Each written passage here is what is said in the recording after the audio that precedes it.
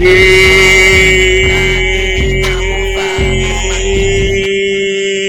what's going on, smokers? What's going on? What's going on? Let's get it out the way. Let's get this out the way. You know what I'm saying?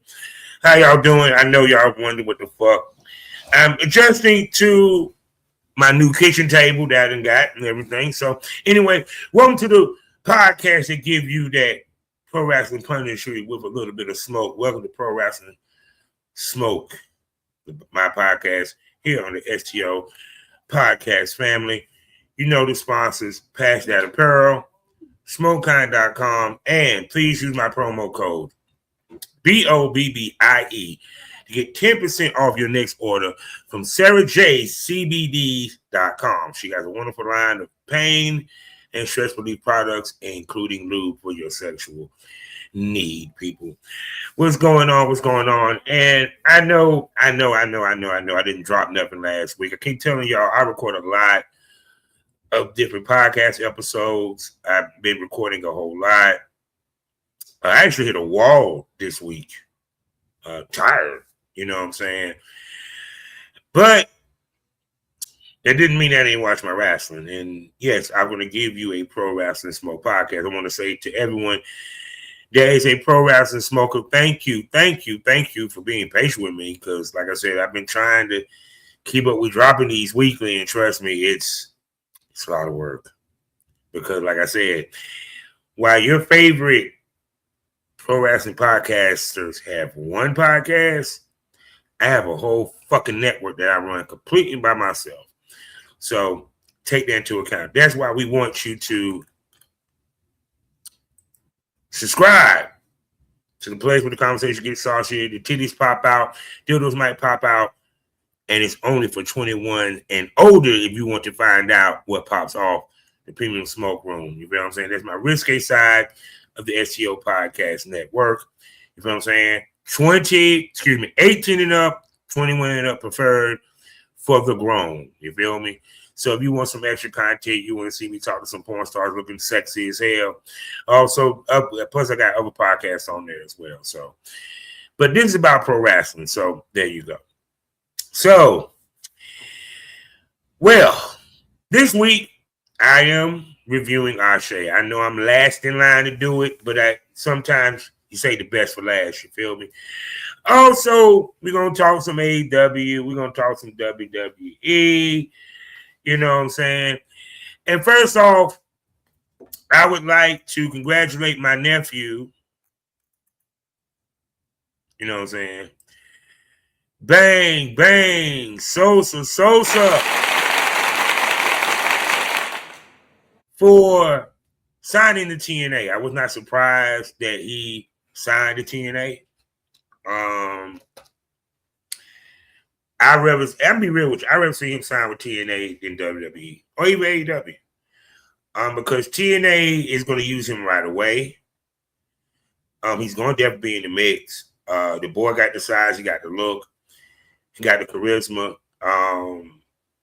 I see him by next year challenging for the TNA World Title. And everything. It's interesting that a lot of young talents come from overseas, bro. They coming hard. I'm curious when Kuru is going to get his chance over here.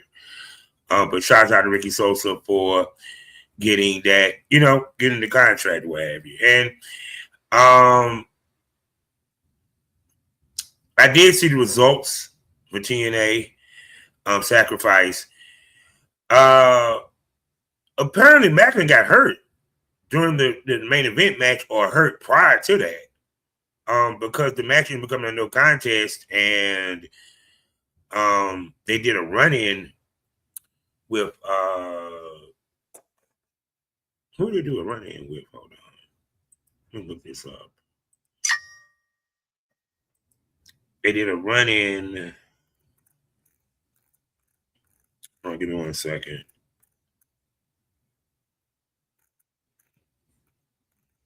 Give me one second. It was Macklin Tried to slap strike start the match. Second into the match, Santana drops Magnum with a super kick. Referee stopped the match and called for medical personnel in the ring. Eddie Edwards the one that came to the ring, and he got his ass handed to him. But did Macklin get hurt during the match, or did Macklin get hurt before the match, and they just did a storyline, to make it seem like he got hurt during the match? That's crazy. So that's a crazy ending to that shit, or what have you. I guess before I get into ASE, I guess we can get the other shit out of the way. WWE.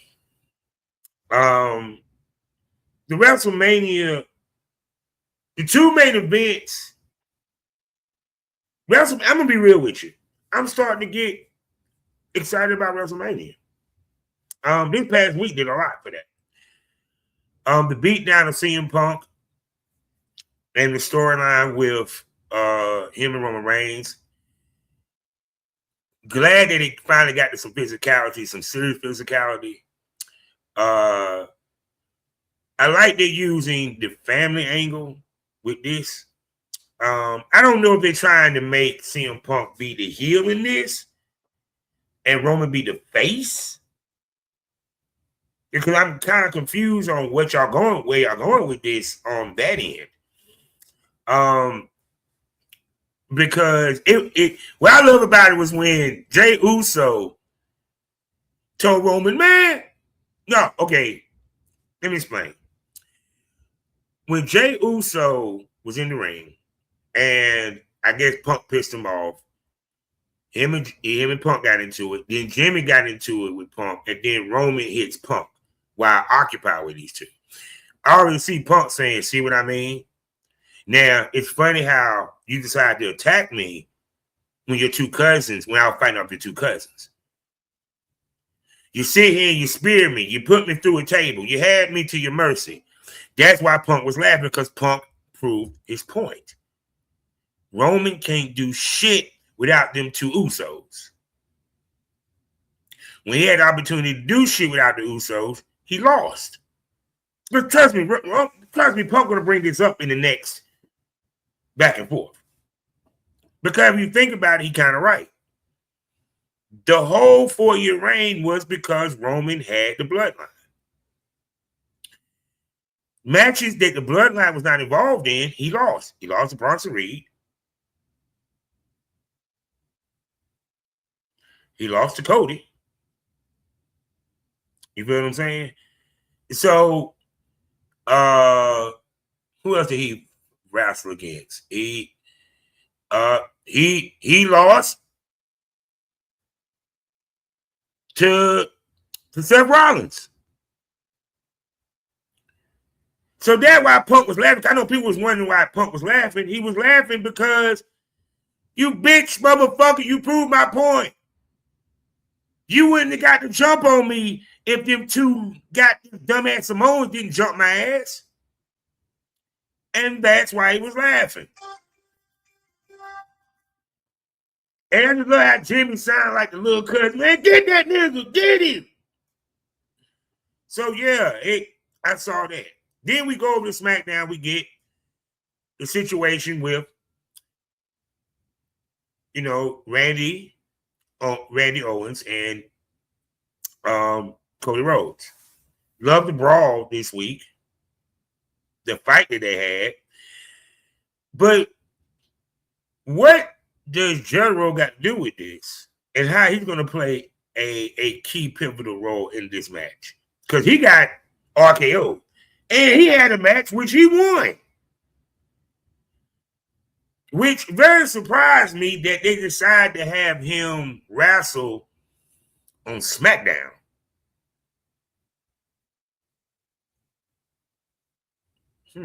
Interesting. So I'm curious on that end. Now the other match I'm looking forward to, the Jacob Fatu Drew McIntyre, because this week, the week before, because I ain't get to talk about that, they beat each other and fell off the side of a building, and both they broken asses walked out today. walked out last week. And all this alerted them that their match will be a no disqualification. Why couldn't they just say a lights out, no sanctions? They say it's non-sanctioned. Why can't you just say a lights out match? Because that's what it is. You know what I'm saying? So it's no sanctions. So this means this is going to be a hardcore match. Can we see blood in this one? Can someone get busted open? Because if you're throwing each other off of fucking buildings, how blood is not going to be, or juice is not going to be a part of the equation in this match.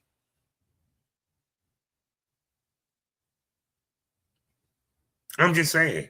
Some matches call for blood. So, Sami Zayn won the United States title, defeating Carmelo Hayes. I'm not even going to front that Trick. I think Trick might have had a hand in costing Carmelo to a certain extent because he was out there during the match. And I think when he grabbed the United States title, I think it might have distracted Carmelo and so forth. So it was said that it was said that the match that Zayn supposed to be against Trick Williams, and it's supposed to be a double turn where Trick goes face, Sami goes heel. I always like Sami better as a heel. I'm sorry, he plays a great heel. If he ever going to get a title run, it has to be as a heel, not as a face. That's just me. I think it'll be a stronger title run with him as a bad guy. But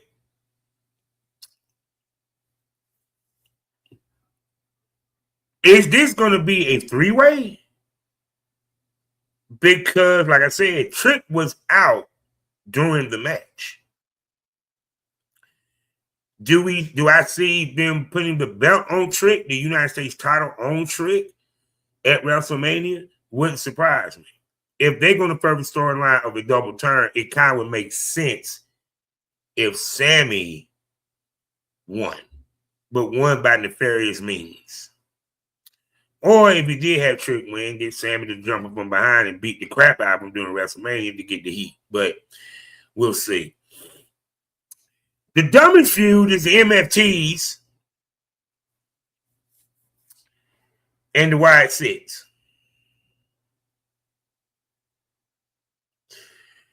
Glad they got the tag titles off the MFTs and got the tag titles away from that feud. So, with Priest, which I'm curious what they're going to do with Priest and R-Truth, is because some tell me that on the SmackDown side, it's going to be a multi-man tag team title match.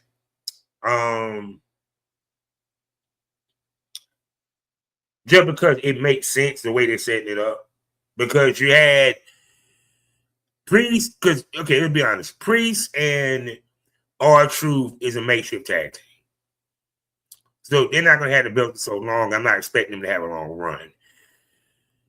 So, and you have all these other tag teams. Unless you're going to do the MFTs versus the Wide Six at WrestleMania, that's me on multi-man tag. So, but I'm sorry, I'm not feeling this feud with the MFTs and the Wide Six. It's just, I'm gonna be real with you. Outside of the big matches, they could have did WrestleMania one day, and it probably would have been perfect. So, because if you think about it, the other matches, which we'll get through some of the ones that we already know is going to go down, there's nothing exciting about it. Am I excited about the World Heavyweight title match? Am I excited about the World title match? The WWE title match? Am I excited about the no sanction match? Yes. Am I excited about AJ Lee and Becky Lynch? Yeah. Yeah. The women's title. I am damn sure excited for Stephen Vicure and Liv because they were trying to make it seem on YouTube like Liv got pissed off at some point and it got real physical. I think that's going to be the better women's title match between them two and Jade and Reed, you know what I'm saying, Rhea Ripley. Because instead of Vicure and Liv, it looks like hate. That brawl that they had this past Raw was hate. They hate each other. And I like the way they built it. From when Steph Vicure came into the interview with her and Dom, with Liv and Dom, and she basically said, "You ain't shit." And bitch, I had to crawl and scrape where I met. Bitch, you got to hand it to you because you blonde and blue eyes and from America. It's a contrast of styles, philosophies, backgrounds, and the whole nine. And both the women are fine as shit. Well, when we look over in the WWE women's title, interesting. Y'all keep saying that Triple H don't follow Tony Khan's booking. What did Tony Khan do when Jay got the TBS title? What did he do about a month later? Hooked her up with a click. 2 other girls. What the fuck did Triple H do on SmackDown? B-Fab and Mia. Y'all know who you know what I'm saying. You know what it is. You know what I'm saying. B-Fab and God damn it. I cannot think of the woman's name. Hold on, we about to find that out right the fuck there. Because no, we're not doing this. Kill, what's her fucking name? Yeah, Meechin. Okay. And Meechin. Why did they do that? One, it tells me that Rhea Ripley is not winning the title. 2, Jay Cargill needs a click behind her. It makes sense. It makes perfect fucking sense. Yeah. Because, one, I'm not expecting the greatest match between these two. Because it's a low bar. I know Rhea gets down. She good. But Jade, she's how can I put this? She has to work as a giant. She ain't gonna do too many moves. It ain't gonna be a lot of athleticism. It's gonna be more power and strength. Even though they set it up, like put it this way. They're trying to set it up, not power versus power. Power versus experience. That's what they're trying to set it up. Because Rhea Ripley said, your shoulders are bigger than mine. You're taller than me. They're the same goddamn people. Rhea is the same size as Jade.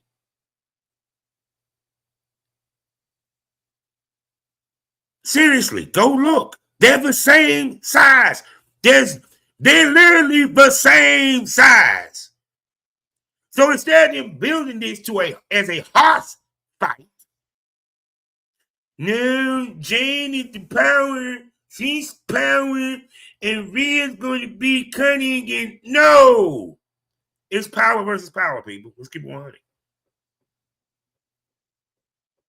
So because of that, it made sense so that, one, you could protect Rhea in the loss because you don't want your top female star to lose clean.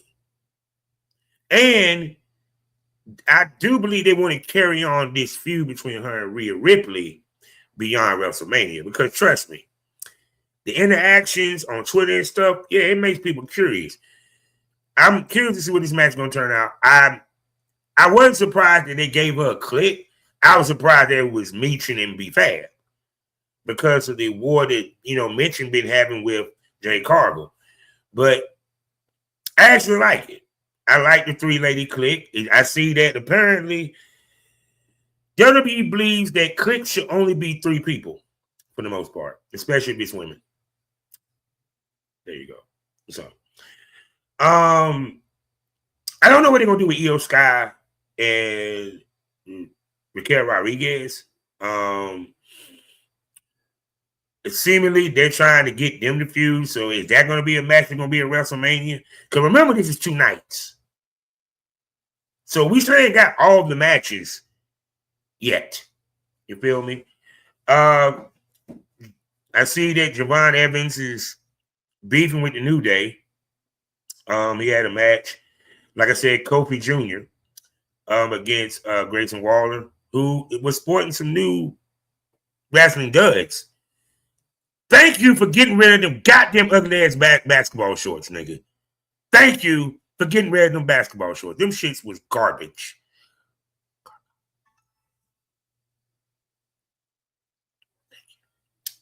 So, like I said, of course, we know we got Becky Lynch and AJ Lee. We know we got that. Now, the women's tag title, this is interesting because we keep having. This is what I'm thinking about the women's tag title, okay? Let's just keep on it.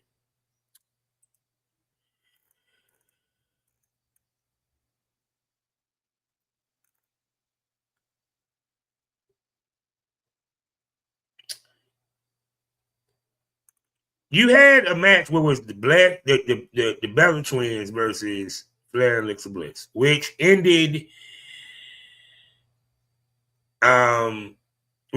with a full-on brawl amongst Jackson Legend, Flair Bliss, the Bellas, and Bailey and Live Valkyria.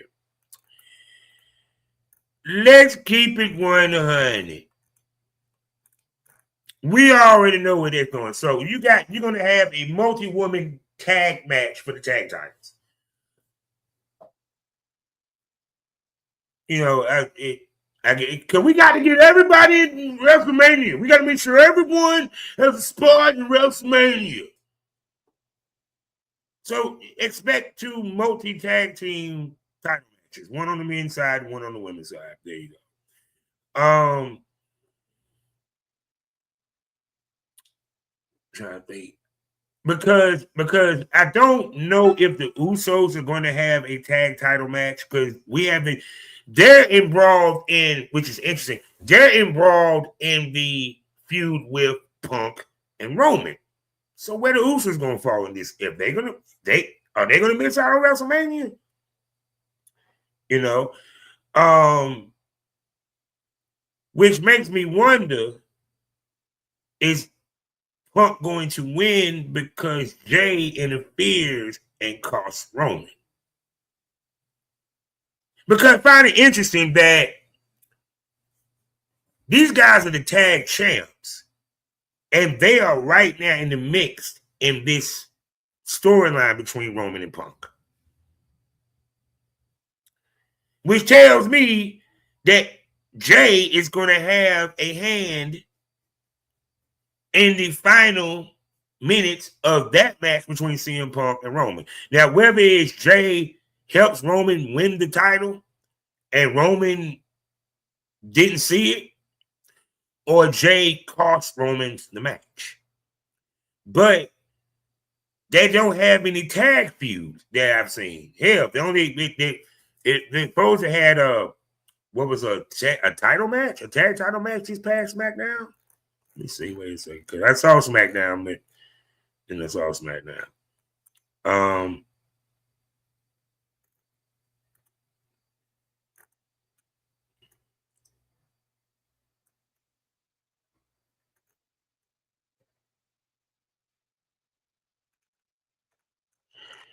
And everything. I don't think. Did they have a match? Wait a second, I gotta make sure. Did they have a match last week? Let me make sure, because. Oh yeah, okay. So they're shaping up the Usos to go against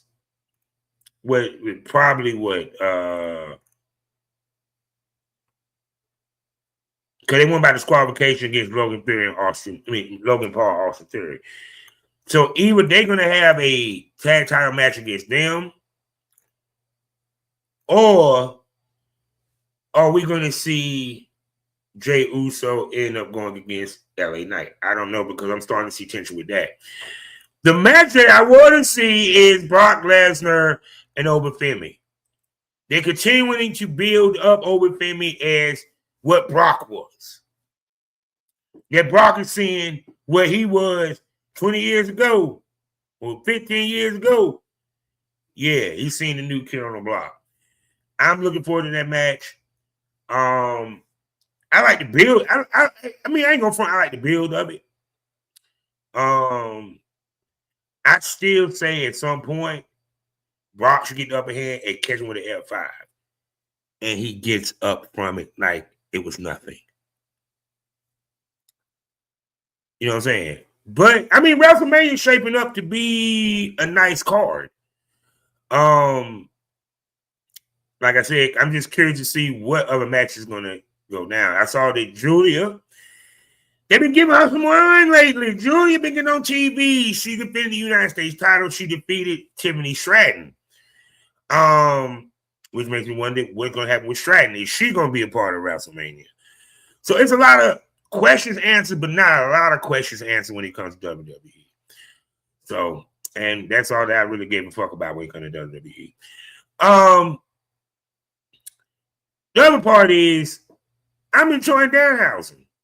Straight up, I'm actually enjoying Danhausen. He is, people, can I tell y'all something? Don't expect him to wrestle. No, seriously, do not expect him to wrestle. He is not going to wrestle. He's there for comedy.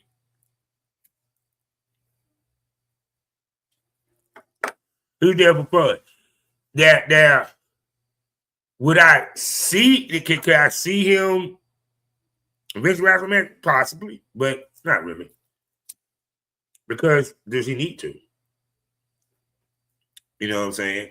So, I'm just curious what they're gonna do with him. So now, let's go to NXT real quick.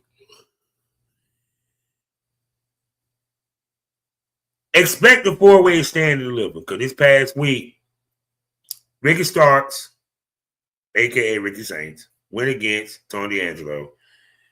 It was broken up by Ego, even Page. Because like I said, at first I thought that they was going to have it to where he grabbed the North American title, Saints grabbed the North American title, Page grabbed the world title. No. Both of these dudes supposed to be buddy, or eyeing the world title. Tony D'Angelo is now in the mix since he's done with Dark State. And we have Joe Henry. So I'm expecting a fatal four-way on that end. Like I said, I'm liking the build for their stand deliver. I'm loving it. Zarya and Ruka had their meet up. I ain't even gonna lie, that shit fell flat to me. I felt it should have ended with physicality. You know what I'm saying? We're getting a match with them and standing to deliver, I take it. Which is gonna be a good match. Best friends, better enemies type situation.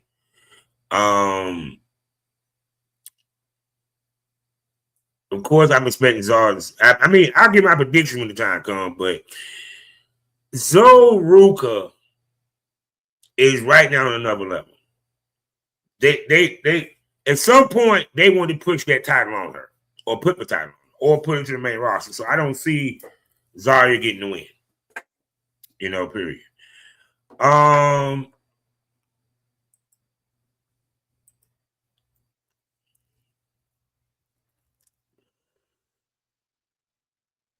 Next week, I think Troy Jasper, and Keanu Carver will be having their match. And Josh Briggs decided he want to be the referee. So it's going to be curious. why did they go with Booker T being the referee? Because it seems like Carver has the issue with Booker T. Why Josh Briggs? Makes no sense to me. You've been involved in Booker T this whole time in the feud. It makes sense for Booker T to be the referee. You feel me? Hands down. I mean, because Josh Briggs had nothing to do with the feud. Yeah, I'm tough enough to handle this, dude. I ain't scared of Carver. So, question mark on that.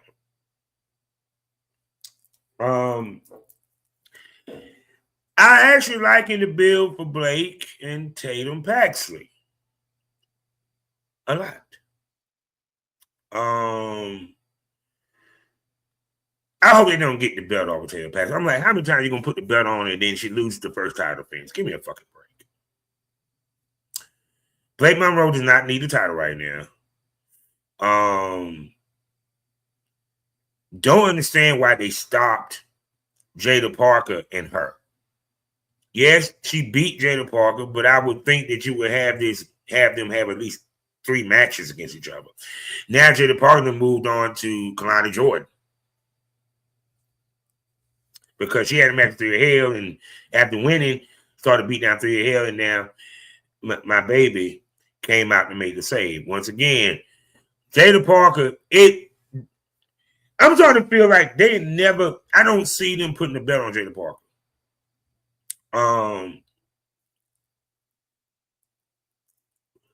I don't see it. I really don't see it. I don't see them doing it. And the reason why I'm saying that is because the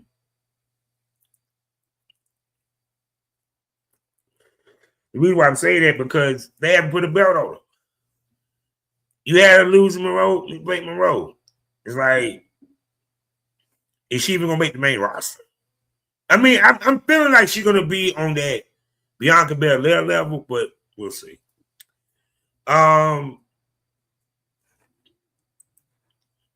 Of course, like I said, I'm trying to see ways I can more. Okay. Let me refresh myself on some things. The funniest thing of the night. Oh, I'm glad I did refresh my memory. Man, Johnny Gargano channeled his inner Orange Cassidy. There was a match to decide who was going to face off for the North American title. He literally fell into the wind. Let me explain it to you. He's laying on the side of, he's literally laying on the ring apron, just like he about to go to sleep. Candice LeRae is trying to shake him up, get him out, get him motivated. While this match is going on to decide who's going to win it. At the end of it, something happened where a dude is laid out. Gargano somehow happens to be standing up, and Candice LeRae pushes him, and he falls and gets the pin. So when he faces off against my boy Matt Bourne, now he wakes up. I liked that. That was actually so funny. That was great. I'm sorry. Johnny Gargano, that was funny. Johnny, I'm sorry. I would rather see Johnny in AEW WWE because he fits AEW way more than WWE. But I like the way they did that because it was funny because it was like he actually won by luck. So now, am I expecting him to do the same thing here? Oh no, we seeing Mr. Wrestling, Johnny Gargano in that match. Trust and believe. Oh my God, I just died out laughing. So, but hold on, let me see. Let me see what they got the call to stand and deliver. Oh, that's this coming week, ain't it?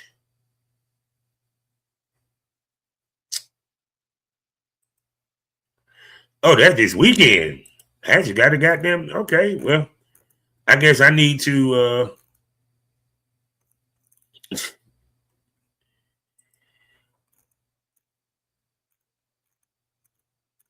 okay. Actually, there ain't much to damn fucking preview. I'm gonna have to come back and record a preview. Cause the only match that really got listed is the world title match, which is the fatal four-way. And of course, the North American title with Johnny Gargano, your boy. And they said Sexy Red is gonna be in the building. What is this with WWE and Sexy Red? Like, I really want to see Sexy Red. I mean, honestly, I really just don't care. You could have got anybody else. She ain't even had a hot song in I don't know how long. Shawn Michaels, you must really want to fuck Sexy Red. Because I swear she's staying in NXT. So, but hey, y'all like it, I love it, who me. But no, I thought they announced more matches than that for Standard Deliver. So wow. I'm just saying, I'm about that interested. So, and of course, oh yeah, that's right. I forgot. That's right. Ren Sinclair is the Speed Champion. They won their tag match, but like I said, I'm curious to see what this Stand Live are going to be. Oh, I forgot to mention about the tag team. Oh, that's right. I forgot they're doing a tag team title tournament. To see who will face off against the tag champion who's right now the Vanity Project. So Los Americanos won that. And they're the number one pick up a win in the.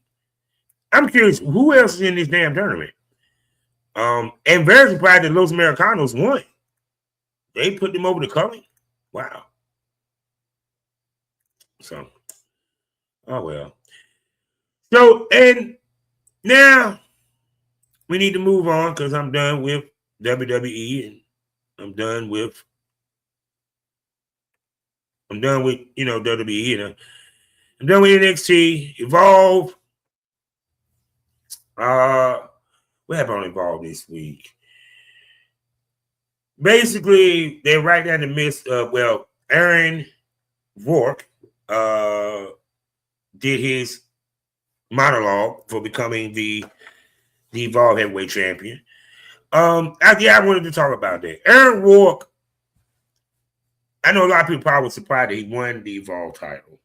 I'm not, because we don't have a Goldust, we don't have an Adrian Street, we don't have a Adrian Adonis type character in this day and age. You know, I'm talking about the flamboyant. Okay, let's just say you think he's gay, androgynous, queer, all those. We don't have that. And I like that they put the belt on him. I know Cam Hendricks is supposed to be looking to challenge him or what have you, but as well as many others. But I like the fact that Jackson Drake didn't leave with the title, meaning he left it in the ring. No, he dropped it to somebody, which they should have did the same fucking goddamn thing to Kendall Gray. Was y'all trying to make her like Oscar or something? I don't know. But I really enjoyed him, being champ. The next thing is we will be crowning a new women's champ. It's supposed to be will be a gauntlet match, and they're having a fatal 5-way next week to decide who gets the last spot. And Callie Armstrong is in there, and this one's a barn burner because you got Callie, you got PJ Boxer, Nikita Lyons, and I can't think of everybody else who's supposed to be a part of that.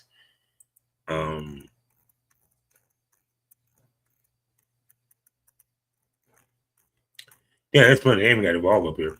So I'm looking forward to that. I think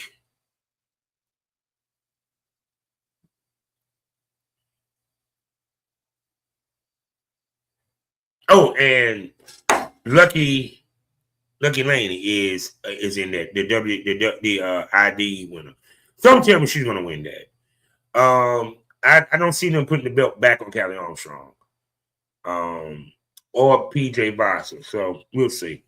Now let's move on to AEW.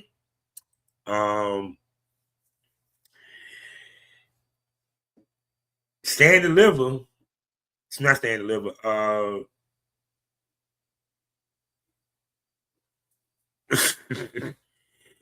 gonna tell you what's funny, right? I think about a million things at one time, and I don't even think about it. All right. Where's the next freaking pay-per-view? Dynasty. Okay, then let's Dynasty is next up. It's April 12th. All right. So we're getting that card put together slowly but surely. Kenny Omega is the number one contender. He'll be facing MJF. I'm looking forward to this. Love the promo. I know Jim Cornette says that his promo skills suck. Kenny Omega gave a great promo. I like the analogy. You the devil, I'm the god of wrestling. I'm loving that. The match between him and Swerve was off chain. I loved it. And I'm looking to see how that advances or what have you. Don Callis, I'm curious because Don Callis, man, they got too many, they ain't too many storylines. We have the fact that DeCastro, as well as Andrade and Kyle Fletcher, did not want to work with MJF. They want to take the belt from him. While Don Callis is being paid to take out Darby Allin. Interesting. Here's my question. Why all of a sudden MJF is concerned about taking Darby Allin out? Now, granted, which we're going to get into deep about the title race right now. I see what Tony's doing. He's doing everything to keep Darby from facing off at him. Now, is his plan is at All In London, All In or what? That's All In next year, right? That World's End or what have you, that Darby wins the title? Because why would you go through this if you're not going to have Darby win the belt? Perfect example. When Ric Flair was chasing Harley Race for the title, Harley Race put out a $10,000 bounty. I could have got the number wrong, but bounty on Ric Flair, where Bob Orton Jr. and a couple of heels attacked Flair and tried to take Flair out numerous times, so he wouldn't face off against, Harley Race. Eventually, he did face off against Harley Race in Starrcade and won the title. But the point being is, Flair won the title. What's the point of doing this storyline if you're not going to put the belt on Darby? Speaking about world title, let me tell you what I love that WWE ain't doing, but AEW is doing. They're making the world title, AEW title, so fucking important.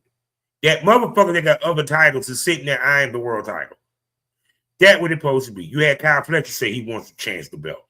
You have Darby say he wants it. Kevin Knight. God dang it.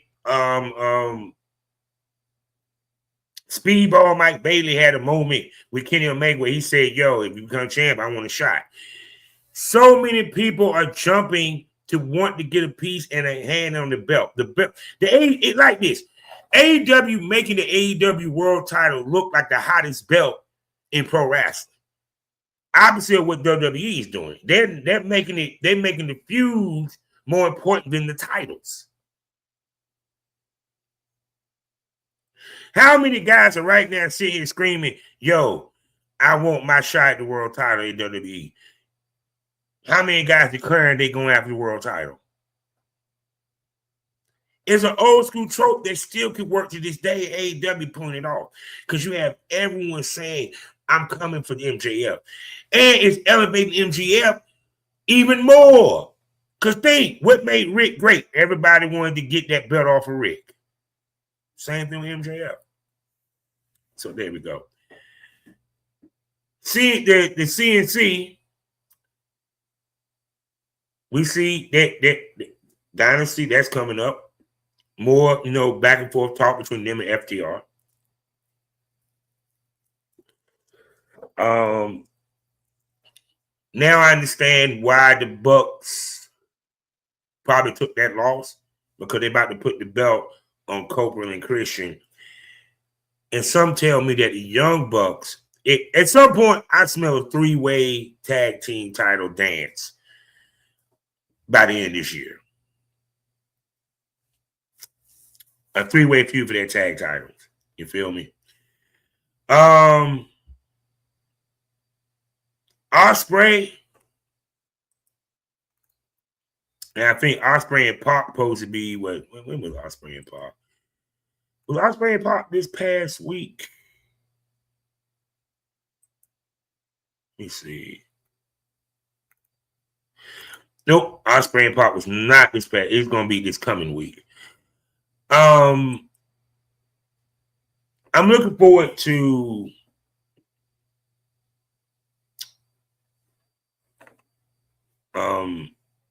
Mox and Will Ospreay. They're still building for that. They're the War of Words. Also, Tekla is the women's champ. Keep that belt on her. She needs a long title run. I'm just being 100%. Tekla needs a long title run. She is the star.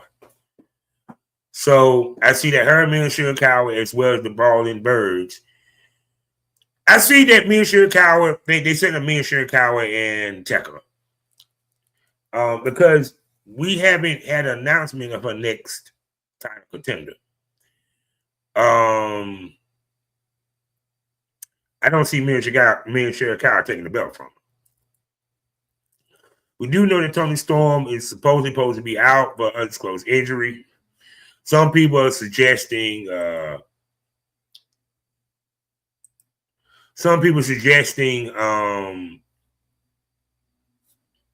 she could be pregnant or what have you. I don't know, but they wrote her off. She's gonna be gone for a minute. But Tekla is a star, babe. I'm talking. First of all, she's sexy as fuck, and she's crazy. I ain't gonna lie.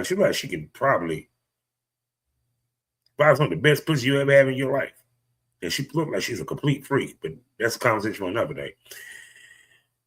I like her energy.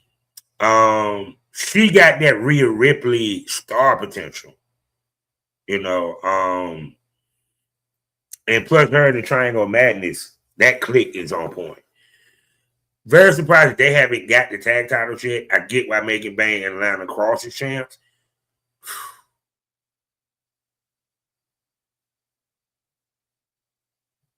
Keep the belts on them for a minute. I know that at some point Willow and Harley Cameron Pose should probably go against them. I'm curious to see what's going to happen when it comes to TBS title and Willow.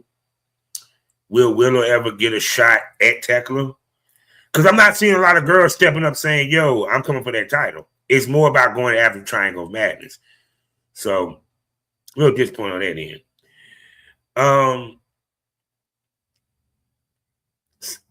Kevin Knight and Okada was a barn burner. I love that shit on Commission.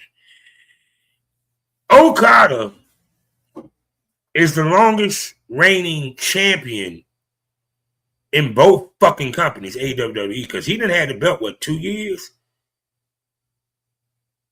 Like I said, of course, Roman for the 4 years, but Okada been champ for a minute. He's not. He ain't take too many losses. which means that, remember y'all kept talking about, I keep going back to that argument about too many titles. He made the Intercontinental title mean something. Moxley is making the Continental title mean something. You know, so I'm curious on that. Like I said, I'm curious to see what happened with that. We have, like I said, we don't, as far as the TBS title, the TNT title, Kyle Fletcher ain't defended it in a minute. He's been in a bunch of tag matches lately. So I'm just, like I said, we need to start seeing some contenders here. Because I see that really the focuses of the shows has been more about setting up the world title match, Coke tag match, and Tackler, or what have you. And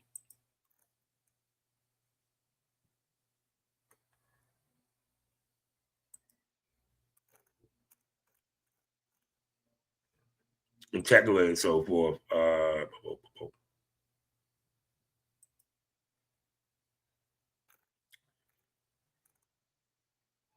See, let me see anything that I missed. Oh yeah, I forgot. Thank you for kick. Please do not let the dogs lose any more matches, please. Please. We don't need any more losses.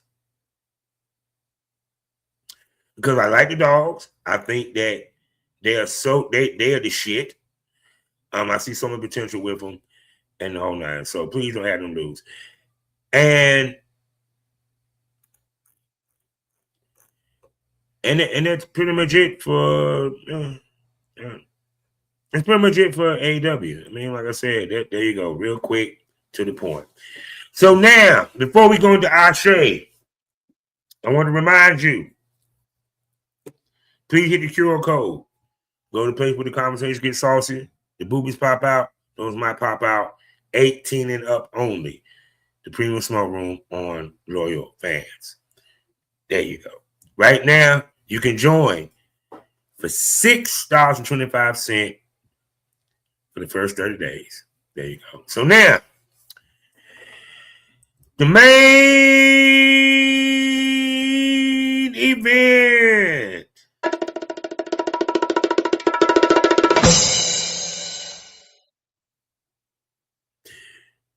ASE.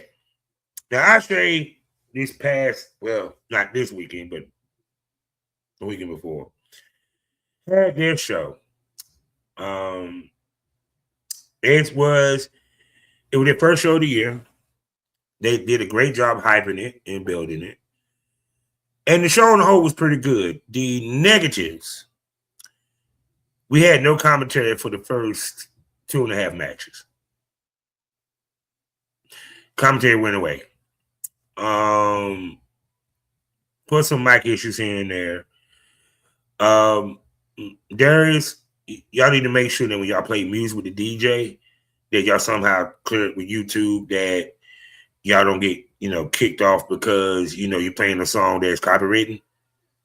I'm just saying. The pre-show had Matt Soulfly Manilow against Saint Judah, whatever his name is. Very good match. Soulfly Manilow won. After that, we go to the main show. Now, the main show was opened by the commissioner, I'm about to say Cedric. I was like, Caprice Coleman, and as well as Mark Henry. Now, I'm wondering, I wonder if Mark Henry has a hand in ASE.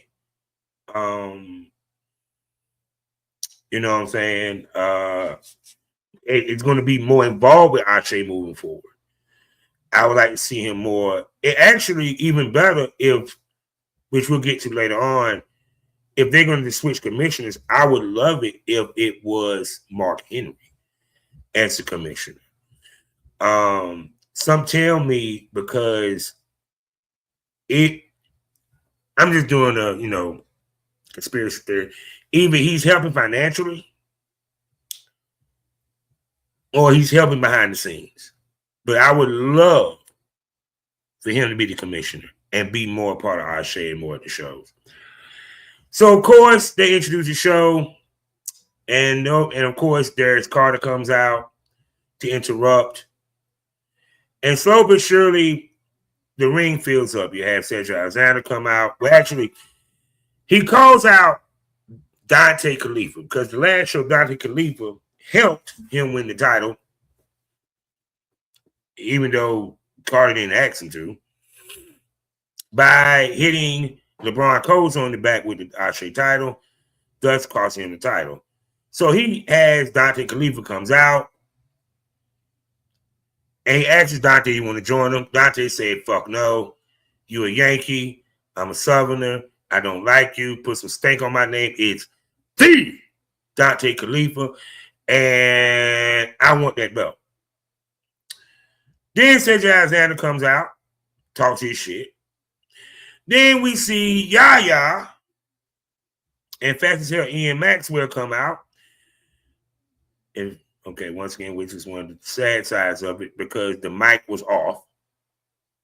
But even before that, oh, I forgot. Darius Lockhart came out. Already dressed for the match, or dressed for war. And of course, it was announced that if he wins, or whoever wins between him and Alex, gets the next title shot. Real good segment, back and forth, a little funny here and there. Didn't realize what it was setting up for later on. So, but of course, Mark Henry shut it down and said, hey, it's time for our first match. The first match was Alex Kane versus Darius Lockhart. Very good match. It was suplex power versus wrestling technique. Very good match back and forth. Darius Lockhart wins. So he goes on to get the beating on one contender. The match was a good match. I would give it 4 stars. They had a lot of good chemistry, what I can see. I mean, and I can tell they didn't wrestle before.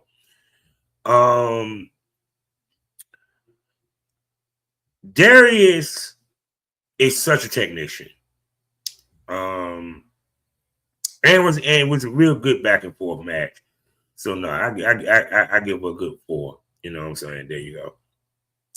So next up, I got listed here, is what I was waiting for, the mixed tag match. Now, early in the night, Suge came in, Suge D.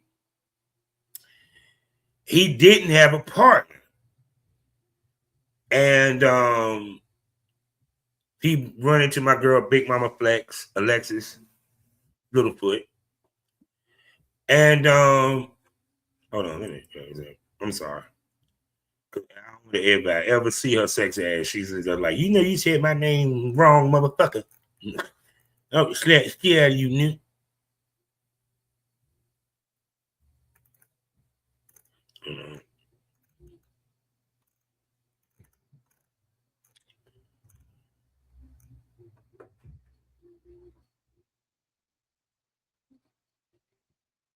Oh, damn it.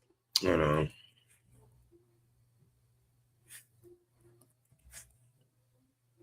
Yeah, beautiful. I said it right. Ha ha. Ha ha. Ha ha. Ha ha. Ha ha. Now, back to my point. So she said she'll tag with him. He was like, "You sure you ready?" Because the last time you was running away from Savannah Evans. And he was like, "These motherfuckers." It was funny when he said these motherfuckers look like they just came. He said these 2 motherfuckers look like they just came from eating commissary for prison. I'm like, well, damn. So anyway, we find out that Big Mama Flex is his tag partner, and Suge D have a mixed tag match against gorgeous ass lady herself. I'm talking about Jamaican strong style herself, Jocelyn Navarro. Please go check out the interview that I did with her, and Isaiah Broner. You know who won? Suge D and Alexis Littlefoot won. Great match. I really love the teamwork with Alexis Littlefoot and Suge D. They need to do more mixed tag matches. I really liked it. It was some comedy. Of course, Suge D, he's normal. I'm ashy, so he had to put lotion on. And he didn't even rub it in fully. That's the sad part, dog. You got to get the lotion. You got to rub it in fully after a couple rubs, dog. You can't get the one that take about 20 minutes just to rub in the lotion before it do absorb. You feel me? So it was a good back and forth match. They did a lot of Alexis Littlefoot and Suge did a lot of tag team moves. You didn't see that from Isaiah Bronner and Justin Navarro. And like I said, at the end of it, Suge then won to everybody, to Jocelyn and Isaiah Bronner's surprise. And I think Suge had a conversation with Isaiah Bronner about getting that title off of the King, Bishop Khan. So I know at some point Bishop Khan supposed to make his return. And of course you got Prophetic Moses who's on his team.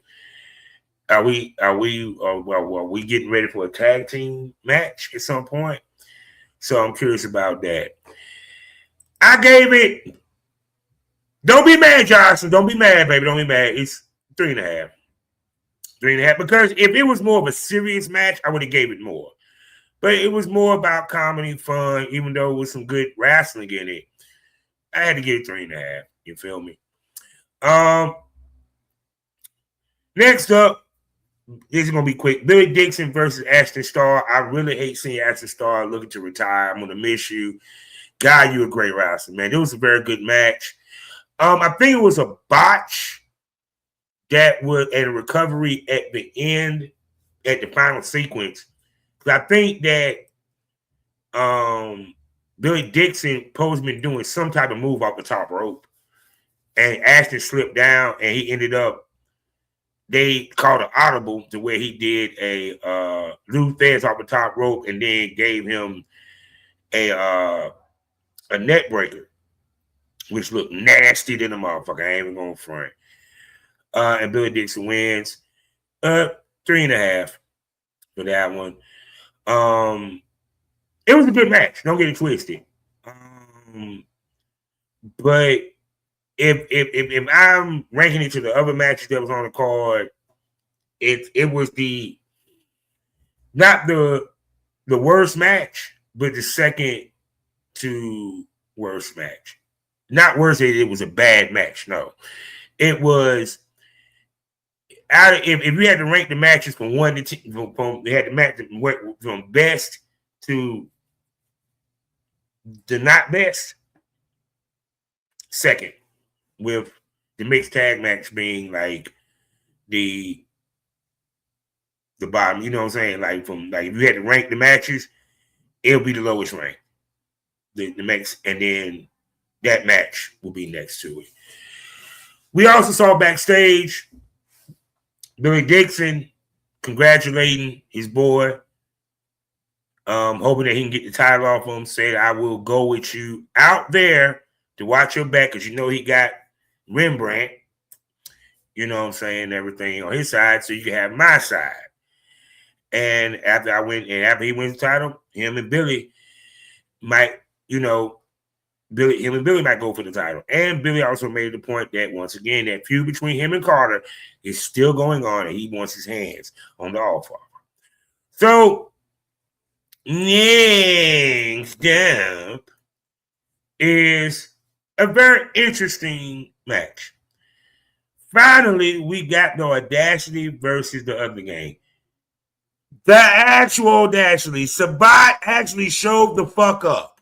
So we got the brothers, Sabat and Treehouse, against the Other Gang, which was Jordan Hope. This go around Jordan Hope and Rhett, aka the Cream Pie Poppy. Very good tag match. I'm sorry. I'm letting you know this now. 4 stars. Very good tag match. Very good storytelling. They worked over Jordan Hope because he's a small one. Of course, Red came in and did his thing. And then, of course, the other gang got the victory. So during the celebration, Cade Coleman is the de facto, he's down with them. He runs with them. He find them cool. Them his boys. He's reaching the book sack and throwing out cream pies because they have finally took down Low Audacity. And then he pulls out his dad's crown. Now, which is why I wish they would do more weekly shows of some kind, if they could. If you go and look on YouTube, it was a blog which was about Caprice Coleman and him being the ASE commissioner. And he always had this crown, which is funny because when they put it out, I thought it was a tambourine. I was like, what the fuck I got a tambourine in the bitch for? But anyway, it was his crown. And he always had it by him. And all of a sudden, it disappeared. So no one knew his being. It appeared in the other game's book sack. So Cade wondering what the fuck. He gets in the shoving match against Cream by Poppy. Caprice Coleman comes out. He confronts them what the fuck going on. And him and Cream by Poppy go back and forth, which results in Coleman punches Cream by Poppy. So, of course, Mark Henry, comes out and tells him, you need to come. Basically, the storyline is Caprice Coleman is getting too physical with the wrestlers, and he cannot do that as commissioner. So, which tells me that he'll be coming back to the ring at some point. Caprice wanted his son to come with him. Instead, even though through all of this, his son chooses the Ugly Gang and leaves with them. I'm curious to see what's going to happen after that. I'm so curious because is Caprice Coleman going to is he going to side with the Audacity against the Ugly Gang? Is we going to see Caprice Coleman become a heel? I'm looking over here something real quick. Y'all like, what the fuck are you looking at? Yeah. Is Caprice Coleman going to be a heel? Is he going to, with the Audacity? Are we going to get a match between the Cream by Poppy and Caprice Coleman? Are we going to actually find out who the fuck took that? Because did the Other Gang take it? Or were they framed? We don't know. So next up after that is the tag title match where TME, the main event, went against the Shooters. Yes, this was a very good match. Very good match. Very good match. Back and forth match. You had the power of the big boys against the speed, the cunning, and underhanded tactics of the Shooters.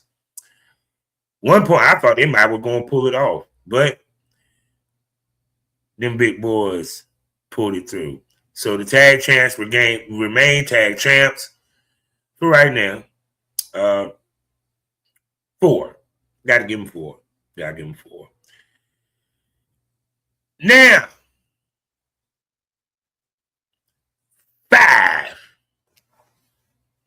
And I'm about to say it because the only reason it got the match tonight because of what happened in the main event.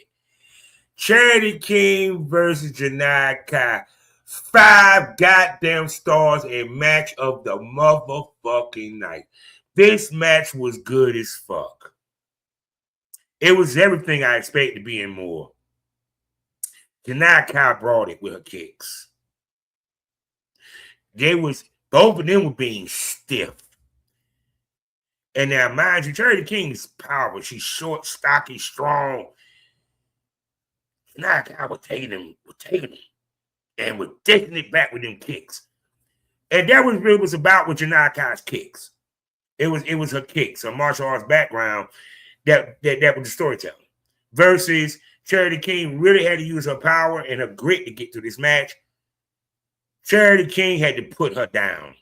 Yeah, good. She had to put her down. It wasn't no, pin. No, she had to put Janai Kai down. Charity King retains.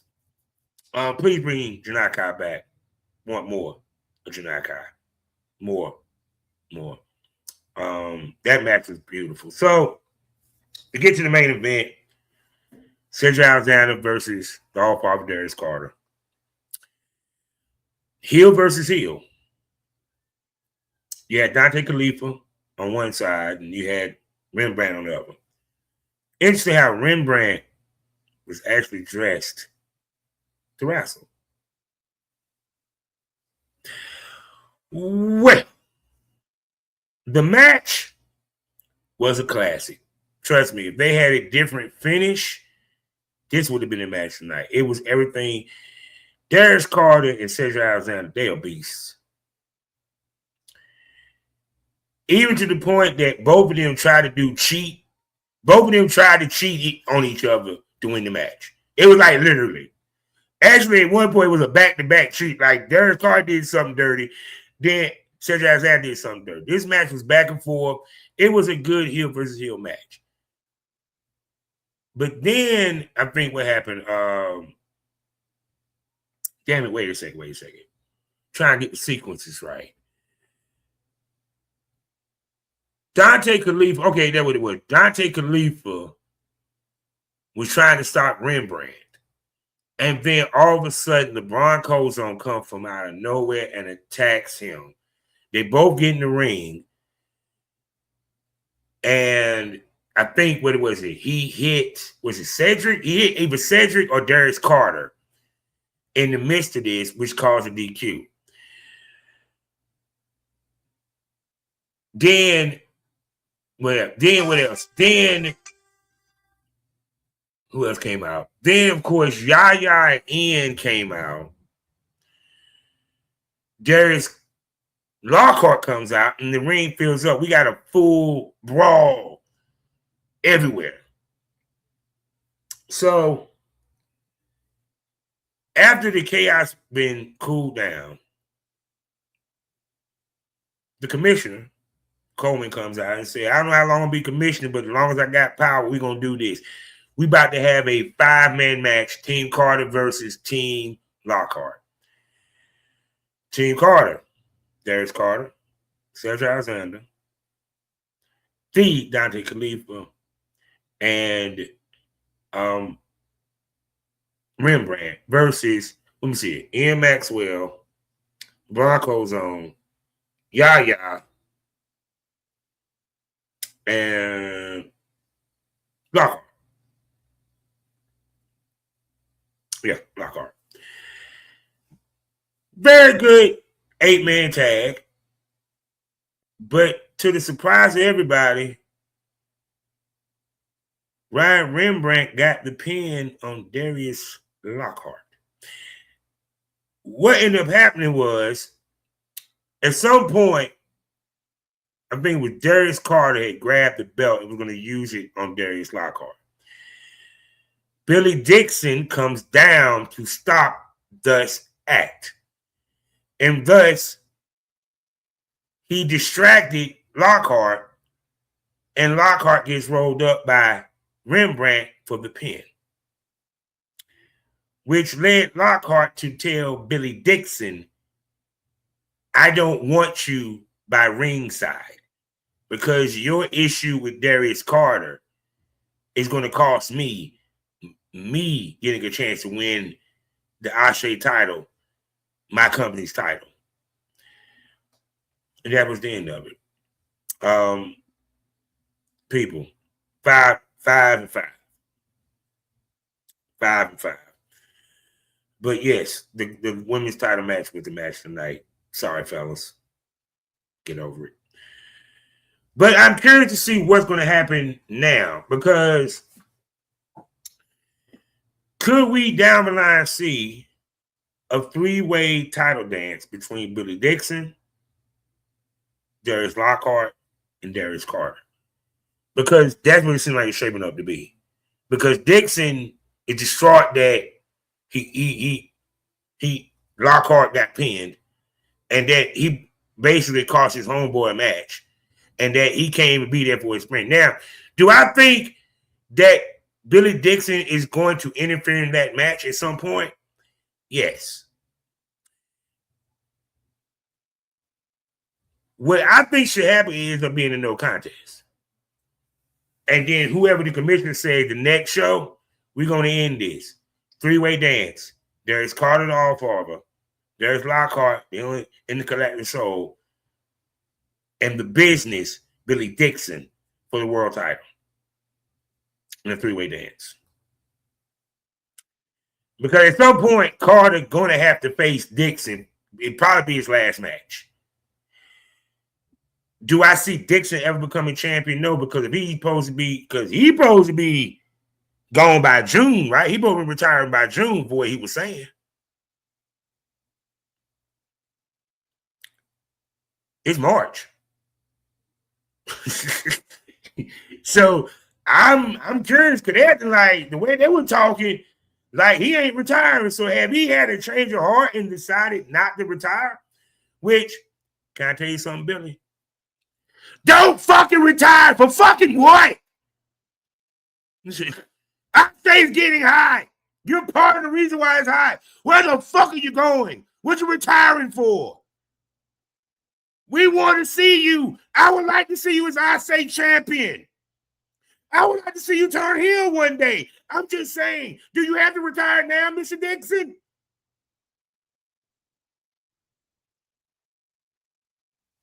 The fuck you retiring for? Your wrestling style, I really don't think take that much of a toll on your body. It's more like a mix. Well, hold on, yeah, you do kind of got it. You kind of is like the Black Mick Foley. Let's keep it 100. But I'm just saying, here's the Black Mick Foley in every which way. Yeah, if we was in another dimension, he would be Mick Foley. Yeah, you would have saw him get thrown off the top of a cage. But yeah, but no, I think that's where they're heading with this because I don't see Darius Lockhart winning the belt off of Darius Carter.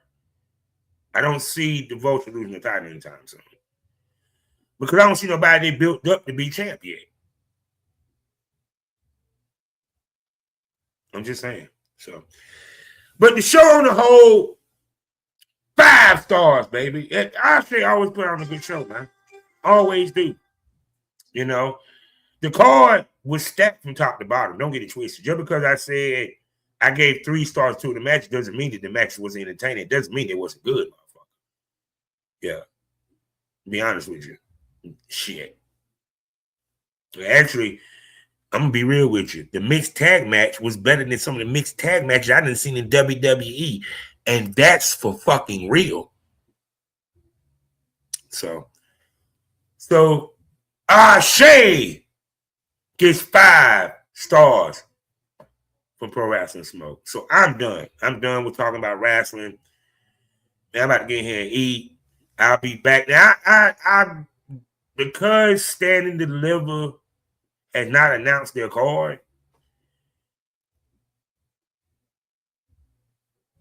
for the 2 matches that I see, I give y'all this. Joe Hendrick going to retain. Matt Bourne going to retain.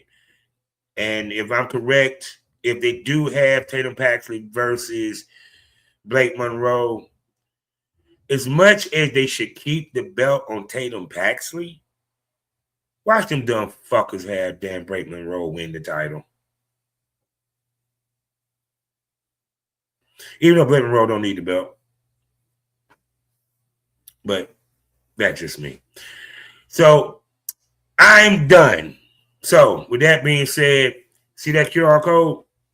Hit that QR code to go to the place where the conversation gets saucy, the titties pop out, dildos might pop out. You don't know what pop off unless you subscribe. I'm talking about the Premium Smoke Room right now for $6.25 for the first month. 4 premium podcasts for you to enjoy, plus special event episodes such as Project Content House, as well as a VIP smoke room, which I even do live on X from time to time. And I even got a video store where you can see my work, you feel me, where I give ladies the work because Big D grow in the sticks. That's what they call it, big country people. Yeah. So please use the promo code 21 and up, grown and sexy only. Can go there. You feel what I'm saying? If you're under the age of 18, don't you dare even think about it. Come think about it. Am I correct? You ain't gonna be able to get in anyway because you gotta do age verification, youngster. So only grown people can come see my shit, buddy. So please subscribe to the Premium Smoke Room, and trust me, the best smoke is always premium. And also don't forget about the flagship STO, the Smokers Lounge episodes that drop twice, two Mondays out the month, every Tuesday, every Thursday, and a Crown Jewel bonus smoke Fridays. You feel what I'm saying?